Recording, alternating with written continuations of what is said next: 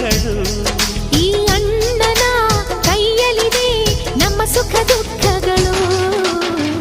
ಅಣ್ಣ ನಮ್ಮ ಅಣ್ಣ ಇವನು ನಮ್ಮ ದೇವನು. ಕೋಟಿ ಜನ್ಮ ಬಂದರು ಮರೆಯನು ನಮ್ಮನು. ತಿಂಗಳ ಬೆಳಕಿನ ಅಂಗಳದಲ್ಲಿ ಅರಳಿದ ಪ್ರೀತಿಯ ಸಂಚಾರ. ದೇವರೇ ಬಂದರು ನಾಚಲೇಬೇಕು ಸ್ವರ್ಗವೇ ನಮ್ಮ